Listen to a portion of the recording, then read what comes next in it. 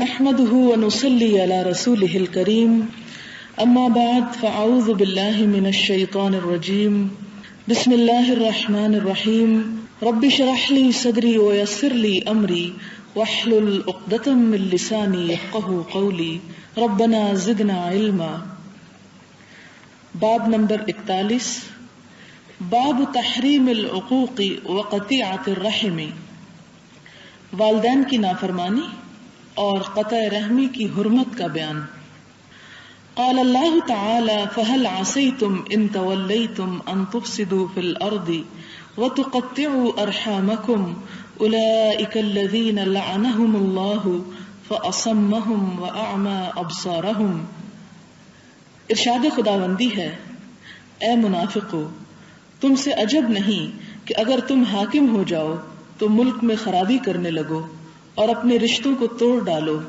یہی لوگ ہیں جن پر خدا نے لعنت کی ہے اور ان کے کانوں کو بہرا اور ان کی آنکھوں کو اندھا کر دیا ہے. وقال تعالی والذین ينقضون عہد اللہ من بعد میثاقہ ویقطعون ما امر اللہ به ان یوصل ویفسدون فی الارض اولئک لهم اللعنۃ ولهم سوء الدار.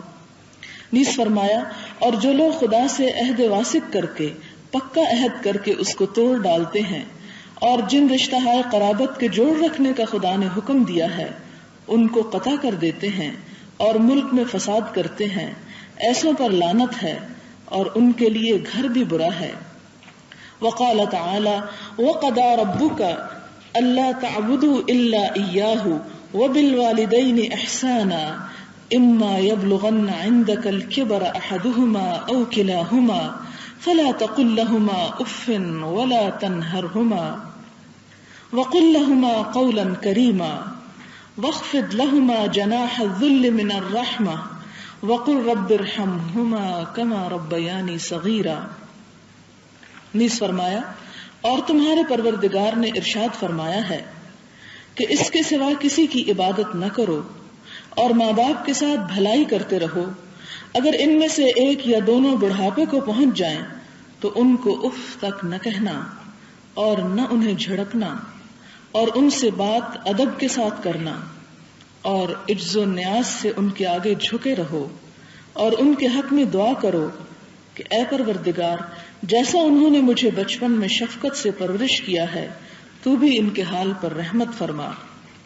یہ تو تھی وہ 3 آیات جو والدین کی فرما برداری اور رشتوں کو جوڑنے کے بارے میں اللہ تعالیٰ نے قرآن پاک میں ارشاد فرمائی، اور مومن اور منافق کا فرق بھی واضح فرما دیا کہ مومن کے بنیادی اخلاق میں سے ہے اصلاح نفس، اصلاح معاملات اور تعلقات اور اصلاح حکومت.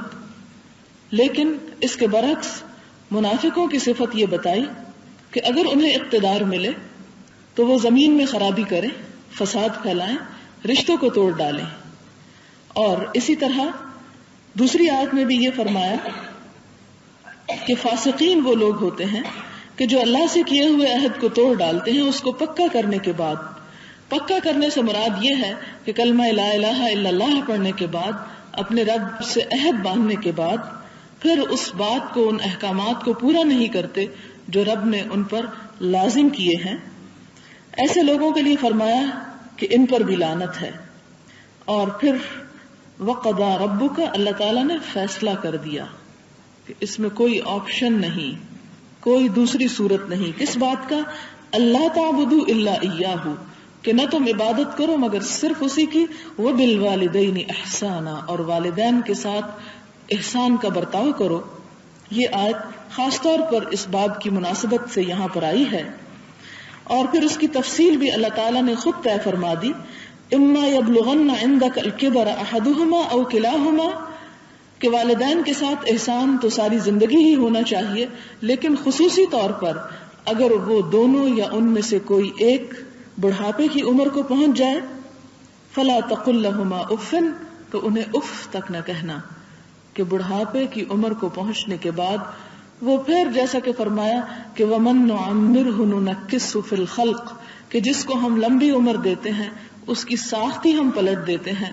یعنی بوڑھے ہونے کے بعد والدین پھر بچوں والی حرکتیں کرنے لگتے ہیں، تو ایسی صورت میں جب تم ان کی طرف سے کسی قسم کی ضد یا بچگانہ حرکات کو دیکھو تو ان پر کسی ناگواری کا اظہار تک نہیں کر سکتے، اور تمہاری زبان سے اور تمہارے منہ سے اف کا کلمہ بھی نہیں نکلنا چاہیے. ولا تنہرہما، اور نہ تم ان کو جھڑکو، یعنی سخت لہجے میں بات بھی نہ کرو. وقل لہما قولا کریما، اور ان سے بات کرو عزت والی، یعنی پورے احترام کے ساتھ ان سے پیش آؤ. اس میں آپ دیکھیں کہ جب کسی شخص کے ساتھ آپ کا معاملہ ہوتا ہے وہ آپ کے ساتھ اچھی طرح پیش آئے تو جواباً خود بخود آپ اچھی طرح معاملہ کرتے ہیں. لیکن آپ نے محسوس کیا ہو کہ اگر کبھی کسی شخص کی طرف سے آپ کے ساتھ روڈنس کا مظاہرہ کیا جا رہا تو غیر محسوس طریقے سے، لاشعوری طور پر اور بعض اوقات بغیر نیت کے آپ بھی اسی طرح ریئیکٹ کرتے ہیں. والدین کا معاملہ خاص طور پر بڑھاپے میں، کہ جب ان کی طرف سے تمہیں ایسا کلام یا ایسی باتیں سننے کو ملے کہ جو تمہارے غصے کے جذبات کو ابھار سکتی ہوں، تو بھی تم اسے دبا کے رکھنا اور ان کے ساتھ جواباً بدتمیزی نہ کرنا، بلکہ وَقُلْ لَهُمَا قَوْلًا كَرِيمًا، عزت کے ساتھ پیش آنا. اور اس کے ساتھ مزید کیا فرمایا کہ نہ صرف یہ کہ کلام میں نرمی ہو، بلکہ وَخْفِضْ لَهُمَا جَنَاحَ الذُّلِّ مِنَ الرَّحْمَةِ، کہ ان کے آگے عجز و نیاز کے ساتھ جھکے رہنا، یعنی کندھے جھکا کے رکھنا، یعنی جسمانی طور پر بھی تمہارا انداز اور طریقہ کیا ہو کہ ان کے سامنے جسم بھی جھکا ہوا. آپ دیکھیں کہ اللہ تعالیٰ کے سوا کسی کے لیے سجدہ روا نہیں، اور اللہ تعالیٰ کے فوراً بعد والدین کا حق ہے. ان کے لیے سجدے کا حکم تو نہیں، لیکن جسم سے بھی عاجزی کے اظہار کا حکم دیا گیا. یعنی سر تو چاہے نہ جھکا ہو لیکن کندھے جھکے ہوئے ہوں، جس سے کوئی دور سے دیکھنے والا بھی پہچان جائے کہ یہ اپنی کسی محترم ہستی کے ساتھ معاملہ کر رہا ہے. کہاں یہ کہ انسان سر اچکائے یا کندھے اچکائے یا منہ موڑ کے چلا جائے یا غصے کا اظہار کرے یا گرمبل کرے یا کسی طرح بڑبڑائے، تو یہ کسی مومن کی شان ہو نہیں سکتی. پھر فرمایا کہ صرف اتنا نہیں کہ تم احترام سے پیش آؤ، بلکہ ان کے لیے دعا بھی کرو. یہ بھی اللہ تعالیٰ نے پابند کر دیا. کیا دعائیں کرو؟ قل رب ارحمہما کما ربیانی صغیرا، اللہ ان دونوں پہ رحم فرما جس طرح انہوں نے مجھے بچپن میں پالا، یعنی شفقت کے ساتھ، محبت کے ساتھ، اور اب یہ رحمت کے مستحق ہیں تو اپنی رحمتیں ان پر نچھاور کر دے. اس سلسلے کی احادیث ہیں. پہلی حدیث ہے وعن ابی بکرۃ نفیع ابن الحارث رضی اللہ عنہ قال قال رسول اللہ صلی اللہ علیہ وسلم الا انبئکم باکبر الکبائر ثلاثا قلنا بلى یا رسول اللہ قال الاشراک باللہ وعقوق الوالدین وكان متكئا فجلس فقال الا وقول الزور وشهادة الزور فما زال يكررها حتى قلنا ليته سكت متفق علیہ. یہ حدیث حضرت ابو بکرہ نے روایت کی ہے. نفیع بن الحارث نے رضی اللہ عنہ کہتے ہیں کہ رسول اللہ صلی اللہ علیہ وسلم نے فرمایا، کیا میں تمہیں بہت بڑے کبیرہ گناہ کے بارے میں نہ بتاؤں کہ بڑے بڑے گناہ کیا ہیں؟ آپ نے 3 مرتبہ فرمایا، اور آپ صلی اللہ علیہ وسلم سوال کے انداز میں بات اس لیے شروع کرتے تھے تاکہ دوسرا شخص پوری طرح متوجہ ہو جائے. ایک دفعہ فرمایا کیا میں تمہیں نہ بتاؤں، تھوڑی سی توجہ ہوئی، پھر فرمایا کیا میں تمہیں ایسا نہ بتاؤں، مزید توجہ، پھر تیسری مرتبہ فرمایا تو 3 مرتبہ آپ نے سوال کو دہرایا. ہم نے عرض کیا ضرور یا رسول اللہ صلی اللہ علیہ وسلم. آپ نے فرمایا اللہ کے ساتھ شریک بنانا سب سے بڑا جرم ہے، سب سے بڑا گناہ، اور والدین کی نافرمانی کرنا کبیرہ گناہ. اور اس دوران نبی صلی اللہ علیہ وسلم جب یہ بات فرما رہے تھے تو ٹیک لگائے ہوئے تھے، ریلیکسڈ بیٹھے ہوئے تھے کہ آپ اٹھ کے بیٹھ گئے اور فرمایا خبردار جھوٹی بات کہنا تیسرا بڑا گناہ، اور جھوٹی گواہی دینا یہ بھی بہت بڑا گناہ کبیرہ ہے. آپ صلی اللہ علیہ وسلم کافی دیر تک یہ تیسری بات دہراتے رہے کہ جھوٹ بولنا اور جھوٹی گواہی دینا، جھوٹ بولنا اور جھوٹی گواہی دینا اکبر الکبائر میں سے ہے، یہاں تک کہ ہم نے دل میں کہا کاش آپ خاموش ہو جائیں. یعنی اتنا زیادہ اس بات کو دہرایا.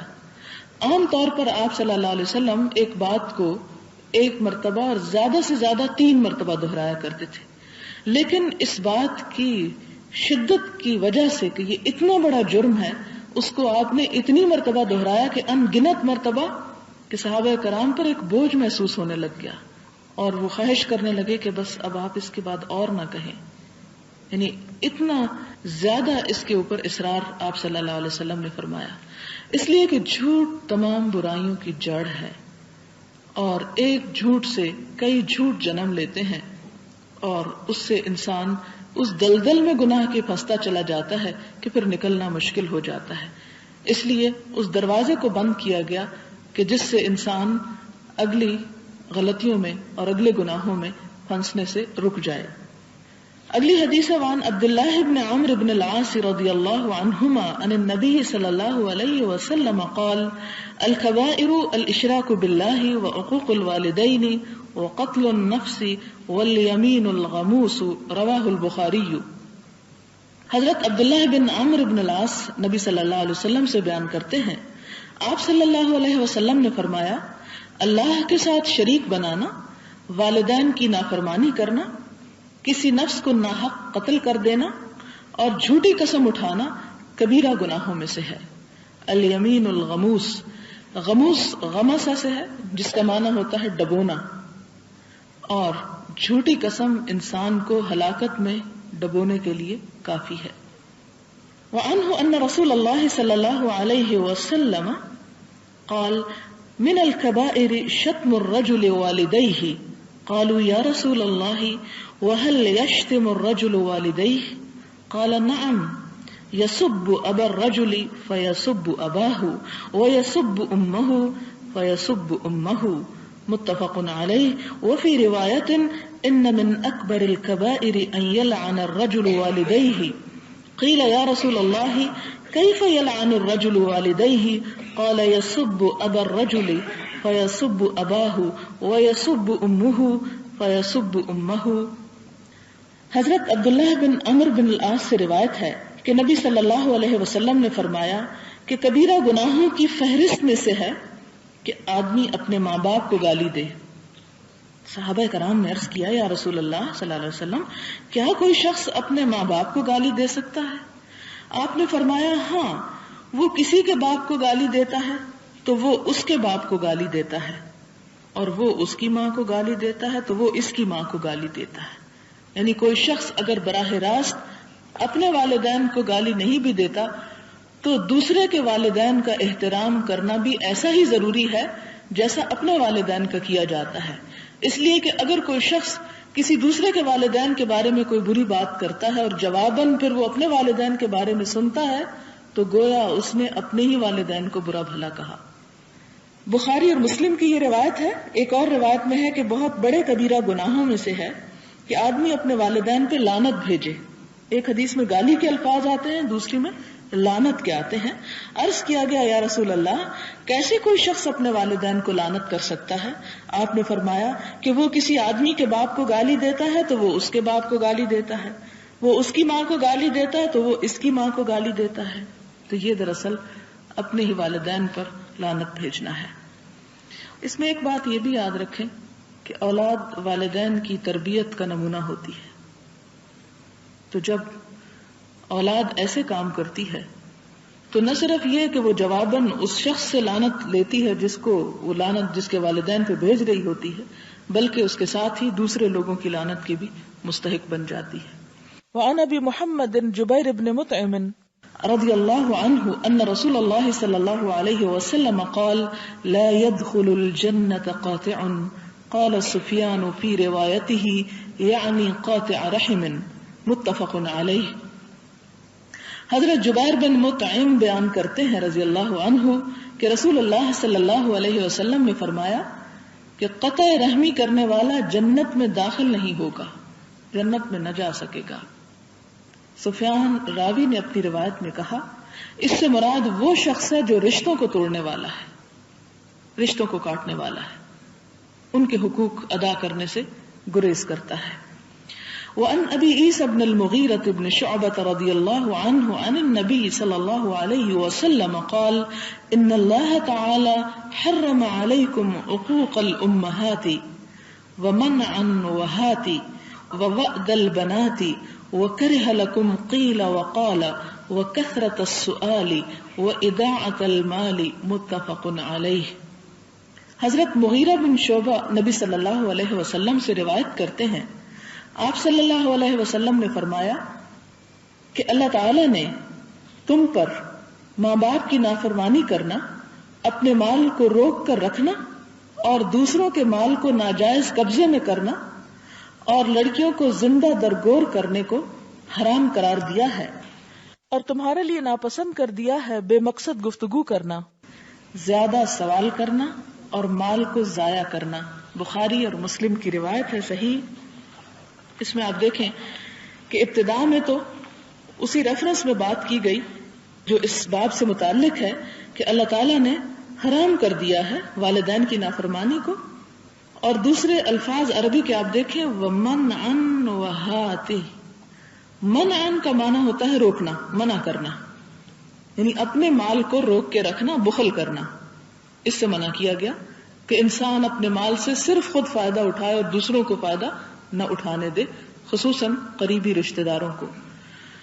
اور ہاتھی کا معنی ہوتا ہے لاؤ، اس سے مراد کیا ہے کہ زبردستی دوسروں کا مال قبضے میں کر لینا اور زیادہ سے زیادہ مال کی ہرس کرتے چلے جانا، اور لڑکیوں کو زندہ درگور کرنے کو حرام کیا ہے اور تمہارے لیے حرام کر دیا ہے۔ اب یہاں پر آپ دیکھیں تمہارے لیے حرام کر دیا ہے بے مقصد گفتگو کرنا، بغیر کسی فائدے کے، دنیا یا آخرت کے۔ ایسا کیوں ہے اور اس کی حرمت کیوں بیان کی گئی؟ اسے یہ کیوں نہیں کہا گیا کہ ٹھیک ہے جو کرے وہ اچھا نہیں ہے؟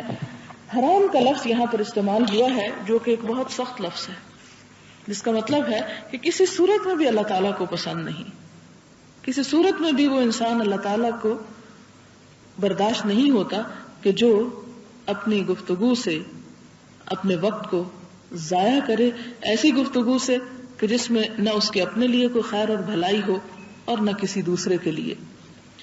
اور اس میں وہ تمام چیزیں آ جاتی ہیں کہ جو بیکار میں انسان دوسروں کی غیبت یا مذاق اڑانا یا بیکار کے تبصرے کرنا کہ جس کے نتیجے میں کچھ بھی نہ حاصل ہو، اور اس کی وجہ سے دل بھی سخت ہو جاتا ہے۔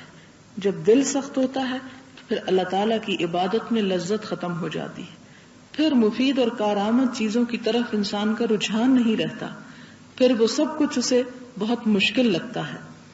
اس لیے اللہ تعالیٰ نے مسلمانوں کو ایک بامقصد قوم پیدا کیا، اور بامقصد ہونے کے اعتبار سے ان کے لیے ہر وہ چیز ناپسندیدہ قرار دی کہ جو ان کے بامقصد ہونے کے راستے میں رکاوٹ ہو۔ آپ دیکھیں کائنات پر غور کریں، آپ کو کوئی بھی چیز ایسی نظر نہیں آئے گی کہ جو بے مقصد ہو۔ ہر چیز، جیسے کہ اللہ تعالیٰ سورۃ مریم میں فرماتے ہیں کہ اعطى كل شيء خلقه ثم هدى، کہ اس نے ہر چیز کو ساخت عطا کی، پھر اس کی رہنمائی بھی کی کہ اس نے کیا کرنا ہے۔ آپ کائنات میں دیکھیں کہ نباتات، حیوانات، پرند چرند، انسان، ان تمام چیزوں کو اللہ تعالیٰ نے کسی نہ کسی مقصد کے لیے پیدا کیا، اور پھر سب چیزیں انسان کی خدمت میں لگا دی۔ تو پھر یہ کیسے ہو سکتا ہے کہ خود انسان جس کے لیے ساری کائنات بنا دی گئی وہی بے مقصد ہو اور اس کی گفتگو بھی بے مقصد ہو؟ کیونکہ گفتگو جو ہے وہ انسان کی شخصیت کو ظاہر کرتی ہے کہ کسی شخص کی دلچسپیاں کیا ہیں۔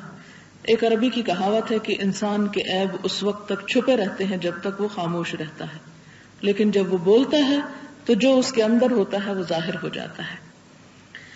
لہذا بیکار گفتگو انسان کے بیکار ہونے کی علامت ہے، اور بیکار انسان اللہ تعالیٰ کو پسند نہیں۔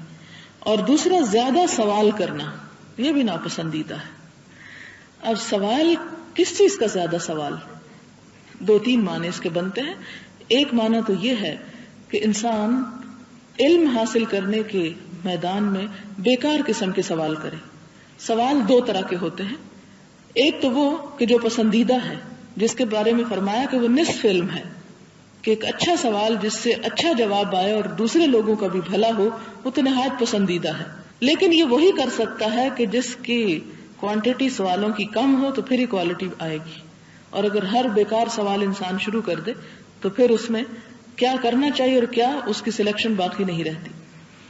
اس کے ساتھ ہی آپ دیکھیں کہ سوال میں وہ سوال ناپسندیدہ ہے. آپ صلی اللہ علیہ وسلم نے فرمایا کہ مسلمانوں کے حق میں وہ شخص سب سے بڑا مجرم ہے کہ جس کے سوال کرنے کی وجہ سے ایک حلال چیز ان پہ حرام ہو گئی. یعنی بیکار کی حجتیں نکالنا اور دین میں ایسی ایسی تفصیلیں معلوم کرنا کہ جس سے کچھ فائدہ نہ ہو. اور آپ دیکھیں کہ اسی چیز نے مسلمان امت کو ہلاکت سے دوچار کیا. آپ دیکھیں کہ جب بغداد پر ہلاکو خان نے حملہ کیا تو مسلمان کس قسم کی بحثیں کر رہے تھے کہ براق حلال ہے کہ حرام ہے، کس جانور کا گوشت کھانا چاہیے اور کس کا نہیں. اس کی تفصیلات سیدھی سادھی قرآن اور سنت میں ملتی ہیں. لیکن وہ جانور جو زمین پہ پائے ہی نہیں جاتے ان کے بارے میں بحث کرنا اور بلا مقصد باتیں کرنا ادھر اصل دین کو بھی مشکل بنانا ہے اور لوگوں کو بھی دماغ خراب کرنا ہے. لہٰذا ایسے سوالوں سے منع کیا گیا. اور قرآن پاک میں یہ بھی آیا کہ یا ایھا الذین آمنوا لا تسألوا عن اشیاء ان تبد لکم تسؤکم. ایسی باتوں کے بارے میں بھی مت سوال کیا کرو کہ اگر تم پہ وہ ظاہر کر دی جائیں تو تمہیں سخت ناپسند ہو. مثلا ایک دفعہ ایک شخص نے نبی صلی اللہ علیہ وسلم کی مجلس میں یہ سوال کیا کہ میرا باپ کون ہے. اب اگر اسے بتا دیا جاتا تو اس کے لیے باعث عار ہوتا. لہذا اس چیز پر سختی سے روکا گیا کہ بیکار اور بے معنی بے مقصد سوال نہ کیے جائیں. اس کے علاوہ کثرت سوال سے مراد بھیک مانگنا بھی لی گئی ہے کہ انسان ہر وقت اپنی حاجتیں دوسروں کے آگے رکھتا رہے اور ان سے سوال کرتا رہے.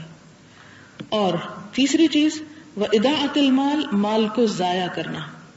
جیسا کہ سورۃ النساء میں بھی اللہ تعالیٰ نے فرمایا ہے کہ وہ مال جس کو اللہ نے تمہارے لیے قیام زندگی کا ذریعہ بنایا ہے اسے تم بے وقوفوں کے حوالے نہ کرو، یعنی اس کو ضائع مت کرو، اس سے تم فائدہ اٹھاؤ. مال کو اللہ تعالیٰ نے خیر کا لفظ دیا کہ یہ ایک خیر ہے، بھلائی ہے انسان کے لیے، اور اسے ایسی جگہ پر استعمال کرے کہ جہاں سے وہ بہترین خیر حاصل کر سکے، نہ کہ اس طرح استعمال کرے کہ نہ اس سے دنیا کا فائدہ ہو اور نہ آخرت کا فائدہ. پھر اس میں آپ دیکھیں کہ قرآن پاک میں ہی اللہ تعالیٰ ہمیں اس کے بارے میں کلیئر کٹ رستہ بتا دیتے ہیں کہ کیسے خرچ کریں. فرمایا وَالَّذِينَ إِذَا أَنفَقُوا لَمْ يُسْرِفُوا وَلَمْ يَقْتُرُوا وَكَانَ بَيْنَ ذَلِكَ قَوَامًا، کہ وہ لوگ جب وہ خرچ کرتے ہیں مال کو لم یسرفوا، نہ اسراف کرتے ہیں، ولم یقتروا، اور نہ ہی بخل کرتے ہیں. وَكَانَ بَيْنَ ذَلِكَ قَوَامًا، وہ ان دونوں کے درمیان ایک بہترین راہ اختیار کرتے ہیں. یہ دونوں کے درمیان یعنی بخل اور اسراف کے درمیان. اور اسراف کیا ہے؟ بلا ضرورت خرچ کرنا، حرام کاموں پہ خرچ کرنا، اور ایسی جگہ پر خرچ کرنا کہ جس سے دوسروں کو فائدے کی بجائے نقصان پہنچے. پھر اس کے بعد آپ دیکھیں اگلی حدیث جس میں ایک ہی چیز آخر میں آئی ہے کہ وَأَقْطَعُ مَنْ قَطَعَكَ وَحَدِيثُ مَنْ قَطَعَنِي قَطَعَهُ اللَّهُ، کہ ان حدیثوں کو جو پہلے گزر چکی ہیں یاد کر لیں کہ جو رحم کے بارے میں آتی ہیں کہ اللہ تعالیٰ نے رحم سے فرمایا جب اللہ تعالیٰ نے زمین آسمان کو پیدا کیا کہ جو تجھ کو قطع کرے گا میں اس سے تعلق منقطع کر لوں گا. اور یہ حدیث کی صلہ رحمی کہتی ہے کہ جو مجھے قطع کرے گا اللہ تعالیٰ اس کو قطع کر دے گا، یعنی رحمت سے دور کر دے گا.